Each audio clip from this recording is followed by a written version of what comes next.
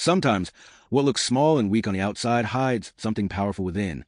In many American towns, people judge quickly by clothes, by cars, by skin color, by the shine of money. This story is about one such day when a black delivery guy pulled up in an old, rusty truck. The crowd around laughed at him, mocked the dents in the truck, and whispered about how broke he must be. But what they didn't know was that the truth sitting behind those squeaky truck doors would silence them in a way they never expected. This is not a story of magic, ghosts, or fantasy. It is real, raw, and human. Every sound, every look, every heartbeat builds toward one chilling moment when the back of that old truck finally swings open. Before we continue, let us know in the comments where you are watching from today and what time you are currently watching this video. If you enjoy stories like this, make sure to like, share, and subscribe for more of the afternoon sun beat down on the small town of Maplewood, a place where everyone seemed to know everyone, and strangers were easy to spot. The town square was alive that day, filled with chatter, small businesses showing off their goods, and people lingering around with coffee cups in their hands. It was the kind of town where image mattered. The shinier your car, the prouder you walked. The more stylish your clothes, the louder your laughter echoed. That's why the sound of the coughing, sputtering engine turned every head. The noise rattled as though the machine was struggling to stay alive. Eyes turned to the street where a faded blue delivery truck came rolling in. Rust crept along the sides like a disease. The paint chipped off in patches, and the bumper looked as if it had survived too many hard knocks. Behind the wheel sat a black man in his early 30s. His cap was pulled low, his shirt was plain, and his face calm. His name was Darius Cole. He worked deliveries for a living, nothing fancy, nothing glamorous. Just a man earning his pay 1 mile at a time. But Maplewood wasn't kind of men like Darius. The truck let out a loud hiss as it parked beside the curb. The noise drew out a ripple of laughter. A group of young men, sitting on the steps of a coffee shop, burst out laughing. One of them, tall and broad with sunglasses perched on his head, nudged his friend and said loud enough for the whole street to hear, "Man, look at that junker. I didn't know the scrapyard started doing home deliveries." The group roared with laughter. Two women walking by stopped, glanced at the truck, then at Darius, and exchanged whispers, their giggles sharp and cruel. A man in a suit passing by shook his head and muttered, "How embarrassing." Darius killed the engine. The sudden silence made the sneers sound louder. He could feel eyes burning holes in his back. But he didn't flinch. He had felt this heat before. This wasn't the first town that thought a rusty truck meant a rusty man. He stepped down, boots landing on the pavement with a dull thud. The crowd's murmurs picked up. Some people shouldn't even be allowed to park here. Looks like he's lost. This ain't the junkyard, buddy. Bet that thing runs on hopes and prayers. The voices dripped with laughter. Darius walked calmly to the back of the truck. He didn't rush. Every step he took seemed to stretch the tension. His hand brushed against a rusty latch. But he didn't pull it open yet. Instead, he paused, glancing around. His eyes moved over the crowd, catching the smirks, the folded arms, the raised eyebrows. For a moment, Maplewood Square was a stage, and he was at the center. The tall man with sunglasses cupped his hands around his mouth and shouted, "Hey, delivery guy, you bringing us more rust? Or just dropping off some shame?" The crowd erupted. Laughter bounced off the shop windows and echoed down the street. But Darius still didn't move. He stood there, one hand on the latch, the other resting on his hip. His silence made people uneasy, though they tried to hide it behind more jokes. A little boy, maybe 8 years old, tugged at his mother's sleeve and whispered, "Mom, what's in his truck?" His innocent curiosity cut through the cruelty in the air. The mother hushed him quickly, pulling him close as if the old truck itself was something to be ashamed of. The heat pressed down heavier. Sweat rolled along Darius's temple, but he didn't wipe it.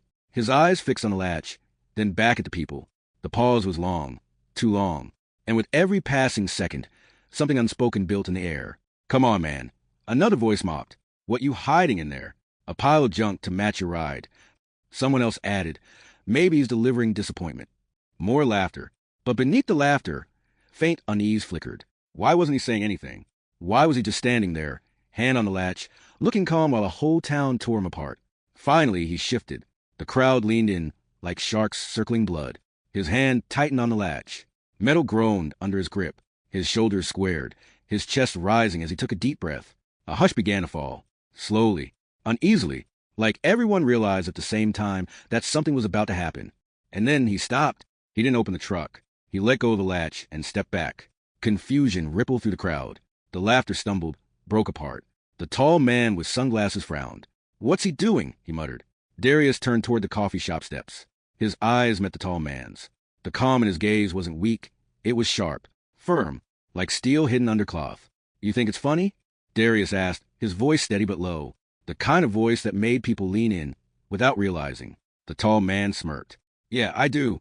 That thing belongs in a museum for broken junk. The group laughed again, but not as loud this time. Darius nodded slowly, then looked around the square once more. His gaze lingered on each laughing face, each whispering mouth, each folded arm. Finally, he said, "Then keep watching," and with that, he returned to the back of the truck. The latch screeched as his hand closed around it again. This time, the crowd went still. No more loud jokes. No more roaring laughter. Just hushed breaths, waiting. Something in the way he moved, calm, slow, deliberate, made the square uneasy. It was no longer just about an old truck. It was about the silence he carried with him, the weight of something they couldn't name. And when the latch finally clicked, releasing the lock, the sound cut through the air like a knife. The crowd froze. The doors were about to swing open. The crowd held its breath as Darius gripped the rusty latch. Every squeak of the metal echoed against the shop windows like a warning. The doors of the old truck looked weak, dented, and ready to fall off, but at that moment, they felt like heavy gates holding back a secret. Darius pulled one side open with a slow, deliberate motion. The hinges groaned. People leaned forward, their curiosity overpowering their laughter. The sunlight slipped into the darkness inside, but Darius stopped before pulling the second door. "What's he stalling for?" someone muttered. The tall man with sunglasses crossed his arms, trying to act amused, though his grin was fading.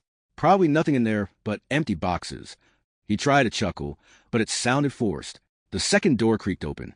The crowd craned their necks. What they saw was nothing unusual.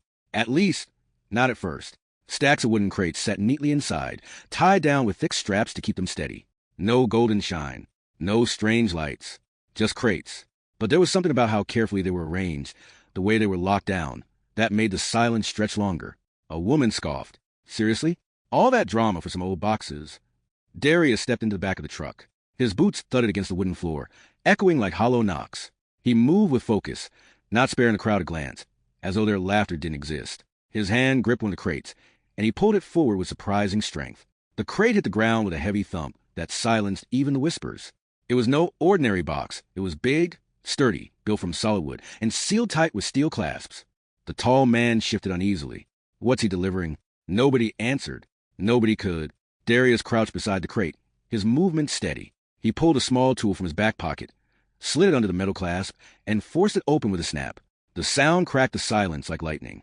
He paused, resting his hand on the lid, then slowly lifted it. The hinges groaned again.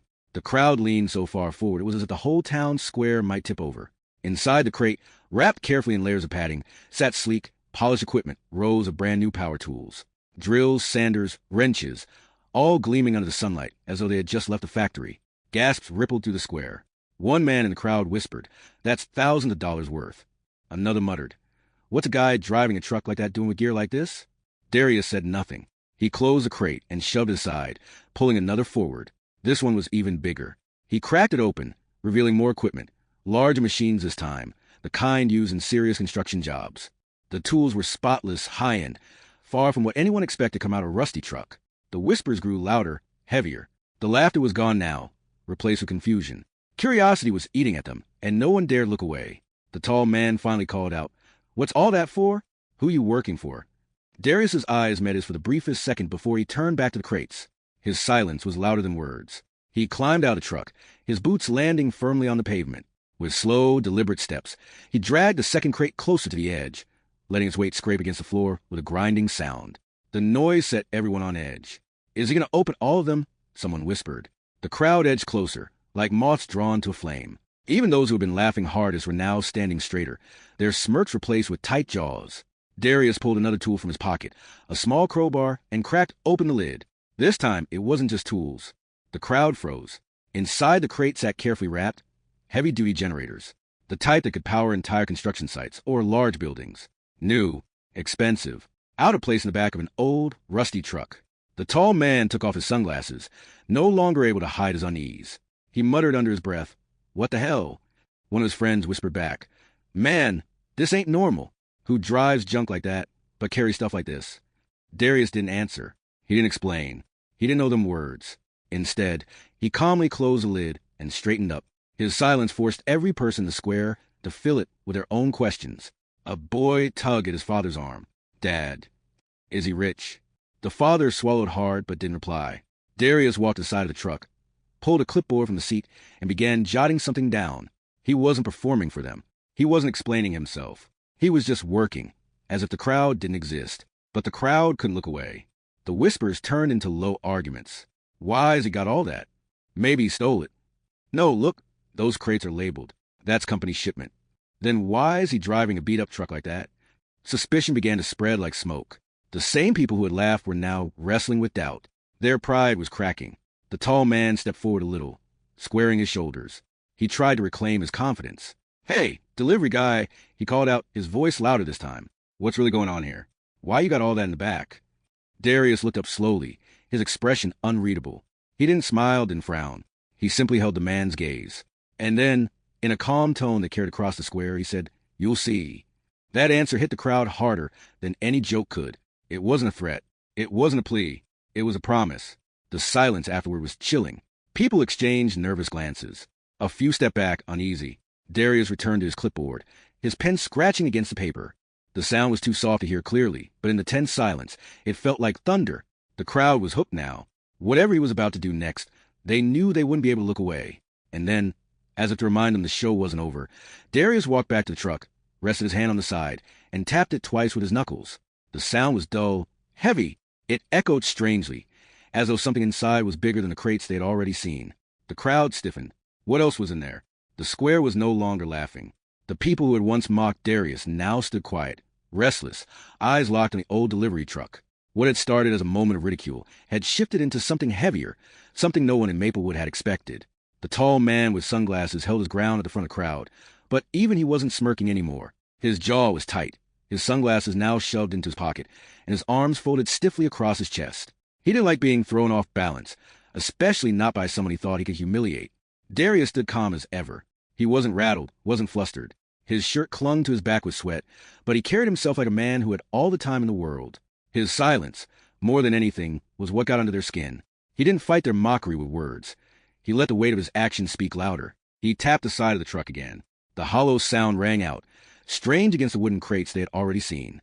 It was deeper, heavier, like something much larger was waiting behind the stack of boxes. A woman near the back of the crowd whispered, "There's more in there." Her husband frowned. Bigger than tools? Bigger than those generators? What's he hiding? The murmur spread again, voices overlapping until the tension swelled. Darius turned, climbed back into the truck, and moved another crate aside. His muscles flexed as he dragged a heavy-wood box across the floor. The grinding echoed, sharp and raw. Dust puffed out from the corners, swirling in the sunlight. Beneath the moved crates, a tarp stretched tight across something bulky. The edges of the tarp gleamed faintly with metal hooks, holding it down. The crowd leaned in, every eye straining to see what was beneath. The tall man finally broke the silence. "What's under there?" he demanded. Darius didn't answer. His hands moved the hooks, unclipping them one by one. Each snap of metal was like a gunshot in the quiet square. Snap, snap, snap. By the time the last hook came free, people were holding their breath. Darius gripped the tarp with both hands and pulled.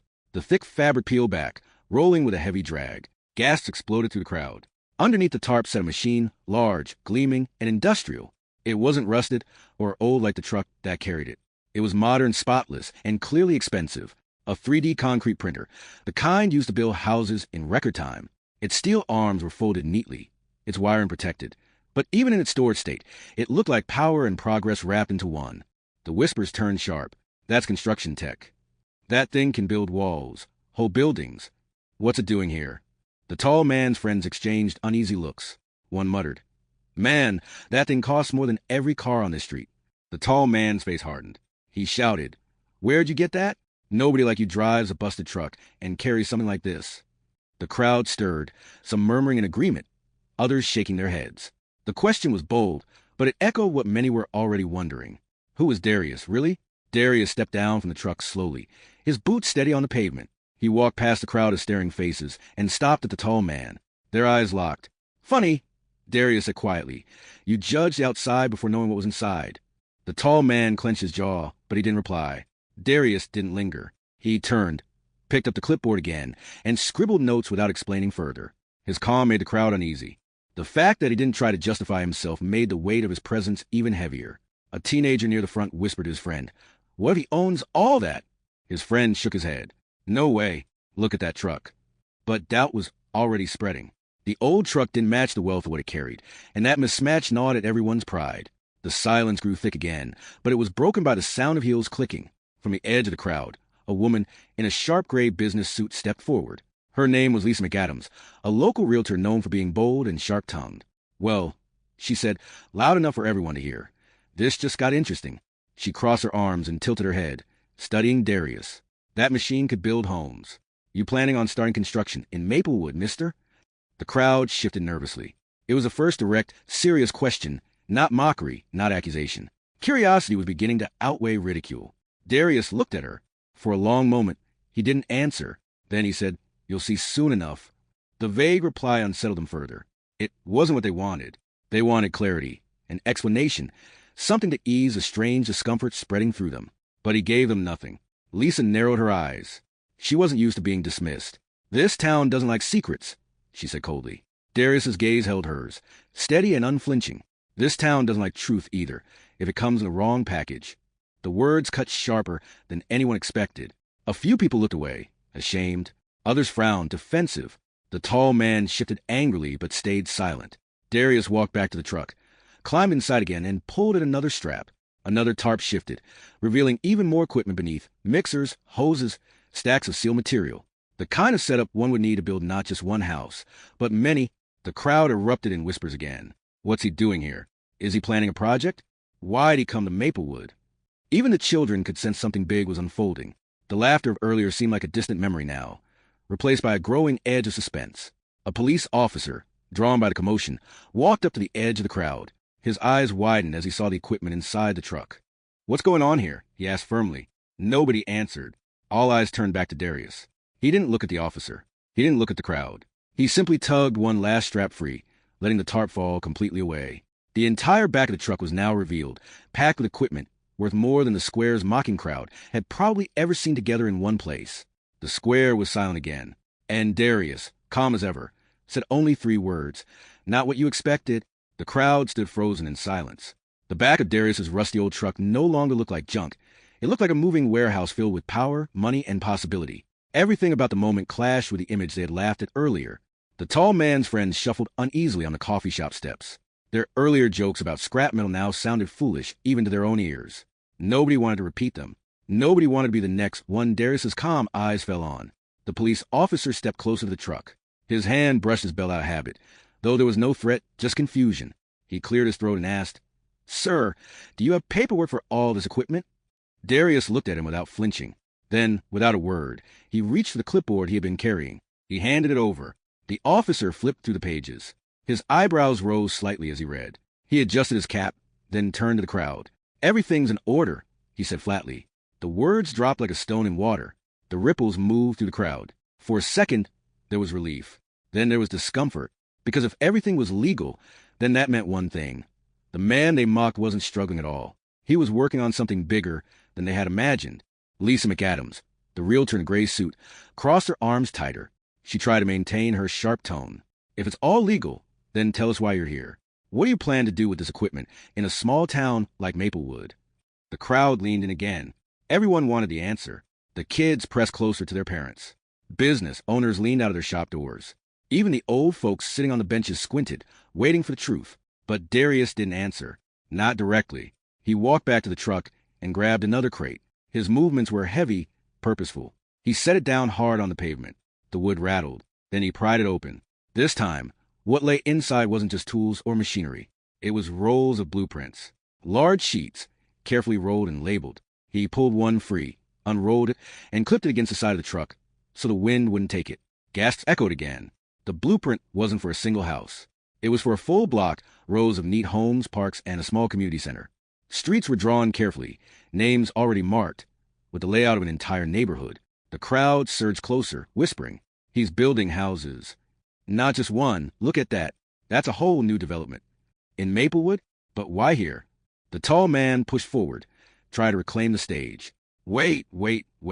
You think we're supposed to believe you rolled into town with some junkyard truck, and now you're going to build neighborhoods? Come on, man." His laugh was sharp, but it didn't spread. Not this time.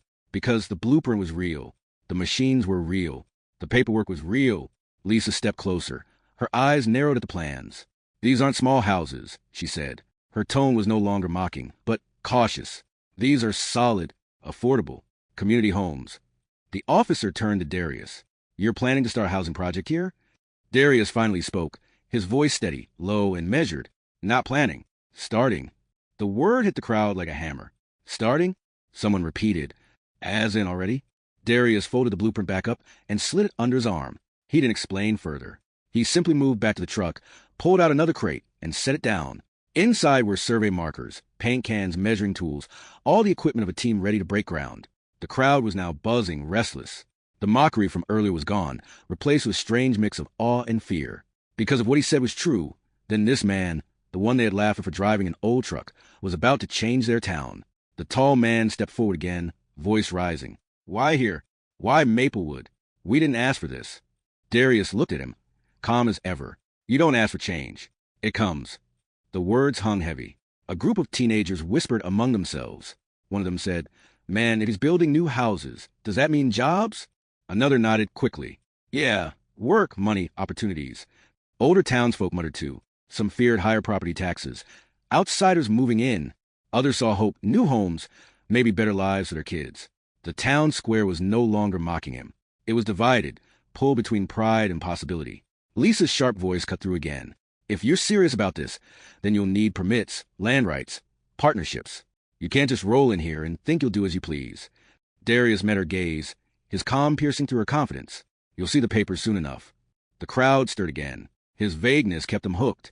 Every answer he gave only opened more questions, and no one dared to leave. The officer handed back the clipboard, clearly uneasy but with nothing to hold him on. Well, he said slowly, everything checks out for now. He stepped back, but his eyes didn't leave the truck. The tall man clenched his fists at his sides. His pride was cracking more with every second. He had been the loudest voice mocking Darius earlier, and now, standing silent, he felt the weight of being wrong in front of everyone. Darius picked up the blueprint again, unrolled it one more time, and pinned it flat against the truck for everyone to see. He stepped aside, letting them take it in. The design was clear now. It wasn't just about homes. There were gardens marked out, a small library, a playground, sidewalks lined with trees. Children pointed, smiling at the playground drawn on the plans. Parents frowned, torn between doubt and curiosity. Business owners whispered about how more families could mean more customers. But nobody dared laugh anymore. The tall man muttered under his breath, This don't make sense. None of it. His friend whispered back, Yeah, but it's happening. Look at the truck, man. Look at the stuff. The afternoon sun dipped lower, shadows stretching across the square. The laughter that had once filled the air was gone. In its place was tension so thick, it felt like the whole town was holding its breath. And Darius? He didn't explain, didn't rush, didn't defend himself. He simply stood there, beside his old rusty truck packed with the future of Maplewood. The silence was no longer mocking. It was waiting for what he would do next. The blueprint flapped softly against the side of the truck as a breeze moved through the square. The crowd stared at it, their whispers mixing like low thunder. The once cheerful Saturday gathering now felt like a meeting of witnesses to something they couldn't yet explain. Darius stood quietly, letting them stare. His silence was a weapon sharper than their earlier laughter. Every second that passed with him, saying nothing made the townsfolk lean in closer. Desperate for answers he refused to give. Lisa McAdams, the realtor, tapped her heel against the pavement and spoke again. Her voice was tight, trying to sound in control. These blueprints, this equipment, it doesn't add up. A man driving a truck like yours doesn't carry millions of dollars worth of gear without a bigger story. Who's backing you? The tall man with sunglasses, still lingering at the front, jumped on her words. Yeah, who's paying you? You working for some company that's going to bulldoze our town. His voice carried anger, but beneath it was fear, the fear of being wrong again. Darius finally moved. He rolled up the blueprint, tied it neatly, and placed it back in its crate. Then he turned and looked at the crowd. His eyes didn't wander nervously like a man caught in a lie. They were steady, sharp, and calm. I don't answer to you, he said simply. The words struck the crowd hard. Some frowned in anger, others widened their eyes in shock, and some fell into uneasy silence. He hadn't raised his voice, hadn't snapped, but the firmness in his tone told them all they weren't in control of this moment. He was. The police officer shifted uncomfortably. Sir, people here just want to know what's happening in their town. You can't blame them for asking questions. Darius glanced at him. And when I'm ready, they'll have answers. But not before. The officer looked down, realizing he had nothing to push back with. Everything Darius had was legal. The man was untouchable. Meanwhile, the younger folks in the crowd were buzzing with excitement. A teenage boy elbowed his friend and whispered, "Dude, if he's building houses, that means jobs for construction. I could work there." A girl nearby added, "My family's been waiting for something affordable. Maybe this is it." But not everyone was hopeful. An older man and a cowboy had spat on the ground and growled, "This is trouble. Outsiders coming in, changing everything. I don't trust it." His wife tugged on his arm, whispering for him to hush, but his words had already added more fuel to the tension. Darius turned and climbed back into his truck bed. He reached deeper, moving crates aside until he pulled something heavy into the sunlight, a steel lockbox. It landed on the pavement with a dull, commanding thud. The crowd stiffened. What could be inside? The tall man's voice broke the silence. "What now? More toys? More tricks to get us looking at you?" Darius knelt, pulled a small key from his pocket, and unlocked the box. The hinges squeaked as it opened. Inside were rows of documents, neatly stacked and secured with rubber bands. He pulled one bundle out and flipped it open, holding a single sheet up high for the crowd to see. Lisa gasped softly. "That's property deeds." She was right. The papers bore official seals, stamped and signed. Land ownership documents. Darius didn't just bring equipment. He owned land. The crowd rippled again with murmurs. How much land? When did he buy that? Here? In Maplewood. Darius laid the deeds flat across the crate. He didn't explain, didn't boast. He simply let the town stare at the truth. He wasn't here asking permission. He was here prepared. Lisa finally found her voice. You bought land here." Darius nodded once. "More than one plot." Her eyes widened. "For your project?" "For the future," he said calmly. The square grew restless. Business owners whispered fiercely about what it would mean for their shops. Families wondered if their children might one day live in one of the houses. And skeptics, stubborn as stone, muttered about outsiders changing the heart of Maplewood. The tall man's pride was breaking. He stepped forward again, his voice louder, angrier. "You think you can just roll in here with your rusty truck and your papers and your machines and change our town? We've lived here all our lives. Who gave you the right?" Darius's calm eyes fixed on him. "The right comes from hard work, from paying for what others thought wasn't worth their time. The landowners here sold. I bought. That's all." The man clenched his fists, his voice cracking. "You don't belong here." The crowd reacted sharply. Some agreed with him, nodding firmly. Others shook their heads, muttering that Maplewood needed change, needed growth. The division was now clear, splitting the square in half. A woman from the back of the crowd spoke up. She wore an apron, flowers still on her hands from the bakery down the street. "My son's been sleeping on my couch for 2 years because he can't afford his own place. If this man's building homes, then I say let him build." Her words carried weight. People turned toward her, whispering. Another voice, this time from a mechanic leaning against a gas station wall, called out, "If he's got work, I'll take it. Don't care what truck he drives." The square buzzed louder. Supporters, doubters, skeptics, all tangled together. Through it all, Darius didn't raise his voice. He didn't defend or argue. He simply closed the lockbox, stood, and said, "You'll see soon enough." The crowd fell into silence again. His refusal to reveal everything made their imaginations run wild. The officer stepped forward cautiously. "Mr. Cole, I think it would be wise if you explained yourself before this turns into something worse." Darius looked at him, then at the crowd. His expression didn't change, but his silence stretched long enough to thicken the tension again. Then he said, "Tomorrow morning, the first step begins. If you want answers, come watch." The crowd stirred. Tomorrow, the promise of action. The tall man scowled. "You try and put on a show?" Darius's calm gaze held him still. "No, I'm building something real, whether you laugh or not." The crowd, buzzing with suspicion and curiosity, began to break apart slowly. Some people walked away whispering. Others lingered, staring at the truck as though it still hid more secrets. But no one was laughing anymore. The sun dipped lower, painting Maplewood in shades of orange and gold. The town square was still buzzing long after Darius closed up the back of his rusty truck. The laughter that had greeted him earlier had been buried under whispers, questions, and sharp stares. Groups of people broke off into little circles, debating what they had just witnessed. Some were excited, talking about jobs, homes, and new opportunities. Others were skeptical, warning about outsiders taking over or changing the town too quickly. But all of them had one thing in common. They couldn't stop talking about Darius Cole and the old truck that wasn't so ordinary anymore. Darius himself had climbed back into the driver's seat. The engine coughed, sputtered, and rattled just as it had when he arrived. People who had once laughed at the sound now listened differently. The truck looked like junk, yes, but it carried power, wealth, and a future they couldn't quite grasp. As he drove slowly out of the square, the crowd parted on both sides, watching him go. Nobody shouted insults now.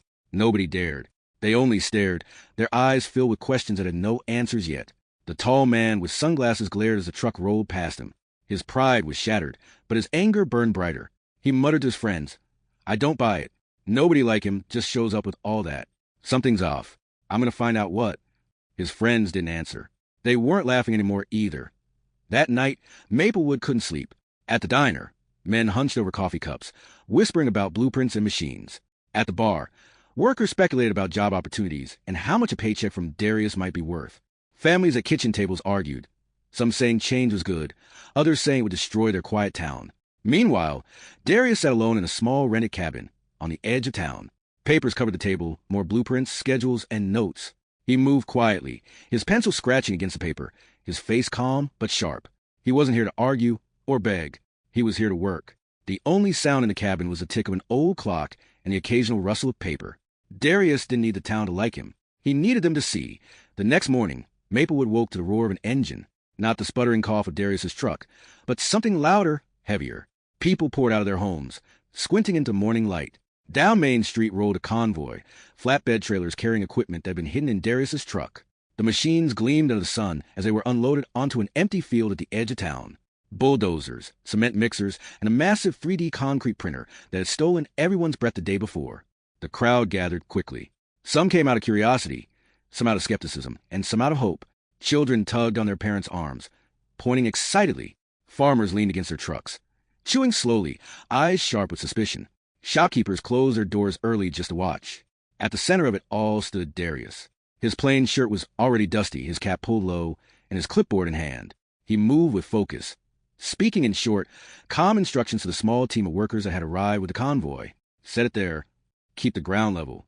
Check the cables twice. Every command was clear, professional. This wasn't a man pretending. This was a man who knew exactly what he was doing. Lisa McAdams pushed her way to the front of the crowd. She crossed her arms and called out, "You really think this is going to work?" One man against an entire town's doubts. Darius didn't look at her. He pointed to a spot in the dirt where markers were being set. "You'll see," he said. Her lips tightened, but she didn't respond. The tall man with sunglasses shoved his way forward too. His voice was louder, angrier. "You're wasting your time. Nobody here wants you. You don't belong." This time, Darius turned. His calm eyes met the man's rage. "Then why are you here watching?" The crowd shifted, murmuring. The tall man's face reddened, but he didn't answer. Darius turned back to his work, unbothered. His crew moved with precision, laying out the foundation, setting markers, and preparing the ground. The crowd could see it happening. This wasn't talk. This was real. By noon, the first signs of the project were taking shape. Survey stakes lined the dirt, ropes stretched tight, and the massive printer stood ready. Dust swirled in the air, mixing with the smell of diesel and sweat. Children ran along the ropes, laughing as they imagined homes that might one day stand there. Parents pulled them back nervously, whispering that nothing was certain yet. Old men shook their heads, muttering about how the town was changing too fast. But no one left. They all stayed, watching, unable to tear themselves away. In the middle of the crowd, the police officer from the day before leaned against his car, arms folded. He wasn't laughing either. He studied Darius with a frown, trying to piece together what kind of man could walk into a town with a rusty truck and a plan this big. Beside him, the bakery woman wiped flour from her apron and said quietly, "My boy's already asking if he can work here." The officer didn't answer. He only kept watching. The tall man, unable to let go of his anger, shouted again, "You think you could just build here without our say? This is our town." Darius didn't even look up from his clipboard. The landowner is sold. The papers are signed. It's already begun. The tall man's fist clenched. His pride was bleeding in front of the whole town, and he couldn't stop it. But the rest of the crowd heard something else in Darius's words. Certainty. This wasn't a plan waiting for permission. It was a future already moving forward. The machines roared louder as the workers started their engines. Dirt was pushed aside. The ground flattened. The noise filled the air, drowning out doubts, drowning out whispers. For the first time, Maplewood wasn't laughing, it was listening. And Darius, calm as ever, stood in the middle of it all. The field on the edge of Maplewood had never seen so much attention. Normally, it was a quiet patch of land where kids cut through on bikes or where deer wandered in the early mornings. Now it was alive with motion, noise, and dust. Engines roared as bulldozers pushed soil into piles. Workers unrolled thick cables, hammering stakes into the ground. The giant 3D concrete printer stood like a beast waiting to be unleashed. Every movement sent a ripple of excitement or doubt through the crowd gathered along the rope line. Some people had brought lawn chairs, as if it were a show. Others leaned on their trucks, arms crossed, trying to hide their curiosity. Mothers held their children close. Fathers whispered about money and jobs, and teenagers recorded everything on their phones. Darius was everywhere at once. He didn't waste words. When a worker hesitated, Darius was already there, pointing, fixing, moving things along. Sweat soaked his shirt, but his focus never cracked. Lisa McAdams, still skeptical, stood off to the side. Her notebook was open, and she was scribbling down everything she saw. "If this goes wrong," she muttered under her breath, "I'll be the first to write about it." But a part of her, a quiet part, wondered if maybe, just maybe, she was watching history. The tall man with sunglasses paced like a wolf. His anger boiled hotter with each passing hour. Every time the machines groaned or the printer whirred, his fists tightened.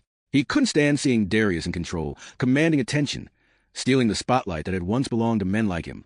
By late afternoon, the printer roared to life. The sound was unlike anything Maplewood had heard before. A deep mechanical hum filled the air as the nozzle began to move along the marked foundation. Thick streams of concrete poured out, layer by layer, rising slowly but steadily. The crowd gasped as the walls began to form. At first, it looked strange, almost unbelievable, walls growing out of the dirt as if the ground itself was building them. But as the shape took form, excitement replaced doubt.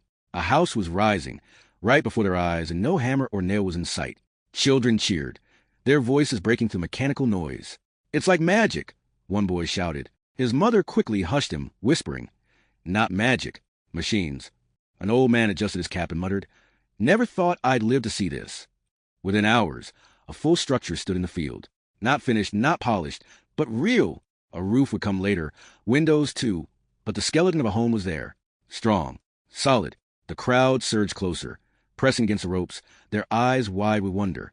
Darius finally looked up from his clipboard. His voice was steady when he said, "This is only the first." The word spread to the crowd like fire. The first. The officer who had been watching leaned toward the bakery woman beside him. If he can build one that fast, what's to stop him from building 50? The woman's hands trembled slightly as she whispered, "Maybe that's the point." The tall man couldn't hold it anymore. He stormed past the ropes, his boots crunching against the dirt. His voice boomed over the machines. "This is a trick, a stunt. That thing won't last a year, and none of you fools should fall for it." The crowd froze. Workers stopped what they were doing. All eyes turned to Darius. Darius walked slowly toward the tall man, his steps even, his face unreadable. He stopped just a few feet away and spoke calmly. "Go ahead. Kick the wall." The tall man blinked. "What?" "Kick it. Test it. If you think it's weak, prove it." The man sneered, but the challenge lit fire in his eyes. He pulled back his boot and slammed it into the wall with all his strength. The sound echoed through the field. Thud. The wall didn't even crack. The man staggered back, his boots stinging. The crowd erupted in gasps and whispers. Some chuckled quietly. Others shook their heads in disbelief. Darius didn't move, didn't smirk. He simply said, stronger than brick, faster than anything you've seen. This is the future. The tall man's face twisted with rage and humiliation. He wanted to speak, but no words came. He turned sharply and shoved his way back into the crowd, his pride shattered yet again. Darius returned to his crew without another word. As night settled over Maplewood, lights flickered on at the site. The machines didn't stop. Portable lamps lit the ground, casting long shadows as workers kept moving. Darius stayed with them, clipboard in hand, guiding each step. The townspeople didn't leave either. Some went home for a while, but many came back, unable to resist. Even those who doubted couldn't turn their eyes away from what was happening. At the diner, talk buzzed louder than ever. Men argued about wages. Women whispered about moving into one of the houses. Teenagers dreamed of getting hired. The town was splitting in two, those who wanted to resist, and those who were ready to embrace change. But everyone knew one thing. Maplewood would never be the same again. Near midnight, Lisa still stood at the rope line, her notebook full of scribbles. Her pen tapped against the page as she whispered to herself, "This isn't just about houses. He's building something bigger. The question is, what?" Her words carried a hint of suspicion and fear. Back at the cabin, Darius finally returned after the machine slowed. His body ached, his clothes were heavy with sweat and dust, but his eyes burned with focus. He spread new papers across the table. Maps, designs, plans, not just for houses, but for roads, shops, schools. An entire community drawn in pencil lines and numbers. He sat back in his chair, staring at the plans. Outside, the night was quiet except for the faint hum of machines still cooling down. Tomorrow, he knew, the questions would only grow louder, but so would the work. Darius Cole wasn't here to argue. He was here to build. The sun rose over Maplewood, spilling orange light across the field that had turned into the busiest place in town. What used to be a patch of weeds and dirt now looked like a living construction site. Concrete walls stood where none had existed the day before. Workers moved with speed, machines growled, and people gathered once again to watch. For some, it had become a morning ritual. They brought coffee in paper cups, leaned on fences, and whispered about what Darius was doing. The crowd was bigger today, double what it was yesterday. Cars lined the dirt road, their headlights still glowing in the early dawn. The smell of wet concrete hung in the air. The whirring of the giant printer blended with voices and footsteps. Every layer added to the walls made the crowd lean closer. Even children, who would normally be restless, stood quietly, eyes wide, as if they were afraid to blink and miss something. Inside the field, Darius kept moving, clipboard in hand, shouting directions. His voice cut through the noise like a drumbeat. Check the mix. Watch the pressure line. Keep that nozzle steady. He worked alongside his crew, never once slowing down, never once showing weakness. But in the crowd, the debate was heating up. This can't be real, an older man grumbled, arms folded across his chest. Houses aren't supposed to go up like this. A younger man nearby shot back. Well, open your eyes. You're watching it happen. Another woman whispered to her friend. If he can build homes this cheap, what happens to all the builders? The contractors? Folks around here rely on that work. The friend's eye stayed on the rising walls. Or maybe it means no family has to live in a trailer again. Maybe it means we can all breathe a little easier. The divide was clear. Half the crowd feared the change. Half of them were desperate for it. The tall man in sunglasses was there again. He leaned against his black truck at the edge of the road, his jaw tight, his fists clenched. He didn't heckle today. He didn't speak at all, but his silence was heavier than words. People noticed him. They whispered about him. His anger was plain as daylight. By mid-morning, something new happened. Darius signaled to his crew, and a flatbed truck rolled up. The back was loaded with steel beams, cut precisely to size. Workers unloaded them with a crane and began fitting them onto the concrete walls. The crowd gasped again. He's putting in a frame already? Someone shouted. Impossible! Another barked. This should take weeks. But it was happening. Piece by piece, the house transformed. Not just walls now, but a skeleton of something real, something livable. A mother with 2 children tugged them close and whispered, "That's a home. A real Oma." Her eyes watered, though she didn't want anyone to see. Reporters had begun to arrive. Lisa wasn't the only one anymore. 2 vans from regional news stations parked along the road. Cameras set up on tripods, microphones ready. Voices echoed into the air as anchors rehearsed lines. History in the making, one said. Controversy brewing in a small town, said another. Lisa kept to herself, scribbling in her notebook, but her mind raced. She could feel the weight of what was happening. Darius wasn't just building houses. He was rewriting the rules, and everyone knew it. At noon, the workers took a short break. Darius didn't. He stood before the crowd, his shirt soaked with sweat, dust covering his arms. He raised his voice so all could hear. This isn't about replacing anyone. This isn't about taking jobs. It's about giving families what they've never had, a chance to live in a home they can afford. Some clapped. Others stayed silent. The tall man sneered. Darius pointed to the half-finished house behind him. That one was built in less than a day. Tomorrow there'll be another, then another, and we won't stop there. His words rolled over the crowd like thunder. Excitement mixed with fear. Some people cheered, raising their fists. Others muttered darkly under their breath. The town was splitting faster now. By evening, the house had a roof. The crowd couldn't believe their eyes. A complete roof, steel and shingles, lowered into place with precision. The house wasn't finished inside, but from the road, it looked like something a family could move into tomorrow. The gasps turned into murmurs. The murmurs into shouts. People pushed closer to the ropes, some begging for answers. "When can we buy one?" a man shouted. "How much does it cost?" yelled another. "Can I sign up?" cried a woman, her voice breaking with hope. Darius held up his hand, steady as ever. Soon, very soon. The noise of the crowd swelled, questions flying like sparks. The workers struggled to keep order, pulling the ropes tighter to hold people back. That night, Maplewood was buzzing louder than ever. At the diner, every booth was full. Men argued about jobs. Women whispered about moving in. Teens bragged about recording the whole thing on their phones. "It's the end of us," one contractor spat. "No, it's the beginning," replied a farmer, slamming his hand on the counter. Even the cook behind the grill couldn't keep quiet. "Doesn't matter what you think. You all saw it. The house is standing, and nothing's bringing it down." The whole diner fell silent at his words. But while the town argued, Darius sat alone in his cabin. The plans were spread wider than before. Streets, schools, stores. A blueprint for something bigger than Maplewood itself. His hand hovered over the papers as he whispered to himself. They'll fight it. They'll resist. But they'll see. They'll all see. Outside, the machines hummed faintly in the distance. cooling down for night. In the dark, the shape of the house stood tall against the moonlight, a shadow of what was coming. And just beyond the tree line, the tall man stood watching, his face hidden, his fists tight. His eyes burned with something more than anger now. It was a promise that he wouldn't let Darius win. The night before the unveiling, Maplewood couldn't sleep. The town was split into two clear sides now, those who stood behind Darius, and those who wanted him stopped. The streets hummed with restless voices. At the diner, talk stretched past midnight. At the bar, men argued until chairs scraped the floor. Even in quiet houses, whispers floated through the rooms. By dawn, people were already moving. Cars rolled down the dusty road toward the field. Families came in groups, children trailing behind, eager to see what might happen. Reporters arrived again, more than before. 3 vans this time, their antennas stabbing the sky. News anchors brushed their hair, adjusted their microphones, ready to broadcast live. The field buzzed with electricity. The house built yesterday stood tall, nearly finished, its roof catching the morning sun. But today wasn't about the house. Everyone knew it. Today was about the truck. Darius's old rust-colored truck, the one that started all of this, the one people laughed at.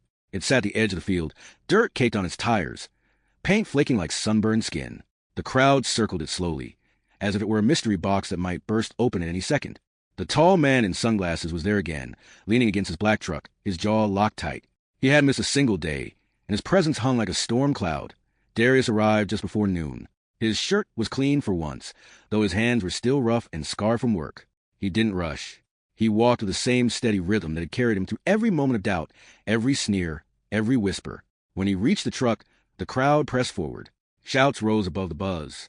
"Open already. Show us what's in there. What's the secret, Darius?" He didn't answer right away. He climbed into the bed of the truck, boots scraping the rusted metal. He looked out over the sea of faces, neighbors, workers, strangers, reporters, and skeptics. The whole town was there. His voice rang out, deep and unshaken.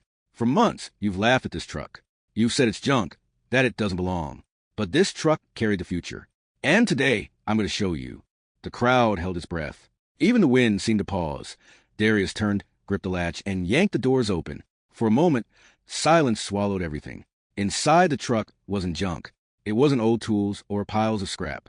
It was stacked, floor to ceiling, with boxes, hundreds of them, neatly labeled, sealed tight. On each box was a single word in black ink: Hope. The reporters' cameras zoomed in. Murmurs rippled through the crowd. "What is this?" someone whispered. Darius lifted the first box and set it on the ground. He cut it open with a knife from his pocket. Inside were kits, organized sets of parts, materials, and guides. He pulled out one piece at a time. Lightweight panels, wiring coils, small solar units, pipes, fixtures. Everything needed to build, not just a house, but a home that could power itself, hold water, and stand strong. "These," he said, his voice steady, "are home kits. Every box is enough to start one, and this truck is filled with them." Gasps swept through the crowd. People pushed closer, trying to see. The labels on the other boxes came into focus. Hope 01, Hope 02, Hope 03. He lifted his hand high, holding a small folded paper that had been tucked into the kit. This is a manual. It tells anyone, any family, how to use the parts, how to assemble them, how to build their own shelter. No tricks, no gimmicks, just freedom. A man in the crowd shouted. "Are you saying anyone can do this?" Darius nodded. "Anyone with a little time and will. You don't need to be rich. You don't need to beg a bank. Every one of these kits is a start, and I've got 100 of them in this truck." The crowd erupted. Cheers from one side, angry mutters from the other. Some people clapped, shouting Darius's name. Others shook their heads, voices sharp with fear. "He's going to ruin the economy," someone yelled. "He's going to save families," another shouted back. The tall man finally moved. He stepped out from his shadowed spot, pulling off his sunglasses. His eyes were dark, narrowed, furious. "This is reckless," he barked. "You'll destroy everything this town was built on. You think you can just hand out houses like candy? You'll put men out of work. You'll collapse the system. You'll—" Darius cut him off, his voice booming. "The system already failed them. Look around you. Families living paycheck to paycheck. Mothers working 2 jobs just to pay rent. Fathers losing their pride because they can't provide. The system left them behind. This," he pointed at the boxes, "this gave them a chance." The crowd roared, louder than before. Some people pushed toward the truck, desperate to touch the boxes, to hold one in their hands. Reporters scrambled, shouting into cameras. A delivery truck filled with housing kits. A man changing the way people live. History unfolding before our eyes. The tension snapped like a stretched rope. People surged forward. Darius raised both hands, trying to calm them. His workers rushed to hold the ropes, But the crowd was unstoppable now. Mothers reached out, begging for a kit. Fathers shouted over one another, pleading for their families. Children stared at the boxes like treasures. And in the chaos, the tall man tried to push through, his fists clenched. But the crowd was bigger than him, louder than him, stronger than him. His voice drowned in the wave of hope. At last, Darius lifted another box in the truck, his arms straining but steady. He held it high above his head. The crowd hushed for a split second, eyes locked on the box. "This," he said, voice like thunder, "is only the beginning." He handed it to a mother standing in front, her child clinging to her side. Tears streamed down her face as she clutched it tight. The cheer that followed shook the field, echoing into every corner of Maplewood. The old truck, once a joke, once a target of laughter, had become the symbol of change. And as the sun sank low, painting the sky in fire, Darius stood tall on the bed of that rusted truck, his shadow stretching long over the crowd. Behind him, the half-built house gleamed. Before him, the people shouted his name, their voices rising like a storm of hope. The old delivery truck had opened, not to reveal junk or scraps, but future no one could laugh at again. If you like this story, make sure to like, share, and subscribe. Also and other to strengthen our community. Let us know in the comments where you are watching from and what time you are currently watching this video.